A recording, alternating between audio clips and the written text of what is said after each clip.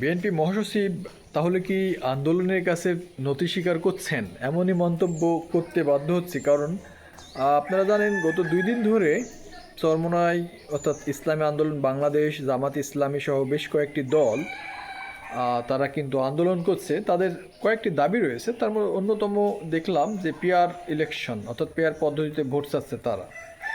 Pair পদ্ধতিতে vote ছাড়া জামাত ইসলামী যখন যাবে না নির্বাচনে, এমন সময়ে সিঙ্গাপুর থেকে চিকিৎসা শেষে এসে মন্তব্য করেছেন বিএনপি মহাসচিব মির্জা ফখরুল ইসলাম আলমগীর। তিনি বলছেন যে অহেতুক আন্দোলন রাজপথে চাপ তৈরি করবে, অর্থাৎ এ ধরনের আন্দোলন জনগণ বা দেশের জন্য, গণতন্ত্রের জন্য শুভ নয়।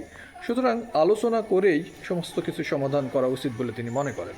এবং সেই সাথে তিনি বলছেন যে বিএনপি সবসময় আলোচনা করেছে এবং তার সমাধান বের করার চেষ্টা করেছে, আগামীতে ভবিষ্যতেও তারা চেষ্টা করবে।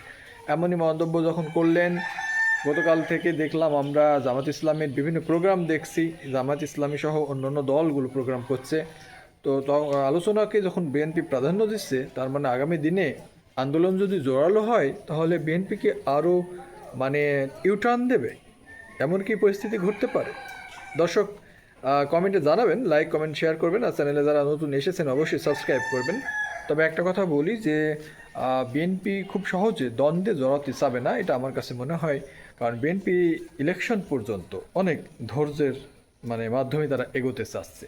তারা বিভিন্নভাবে যে কথাগুলো বলছে সেটা থেকে দেখা যায় তারা চাচ্ছে না কোনো রকম দাঙ্গা হাঙ্গামা এই দেশে তৈরি হোক, এবং তারা খুব ধৈর্যের বা সহনশীলতার পরিচয় দিচ্ছে।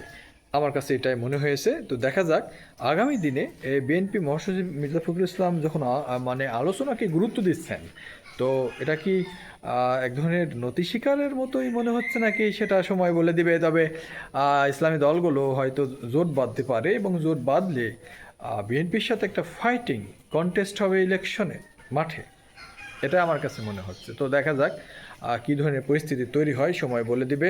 দর্শক ভালো থাকবেন, দেখাবে নতুন ভিডিওতে। ভালো থাকবেন আর অবশ্যই নিজের খেয়াল রাখবেন।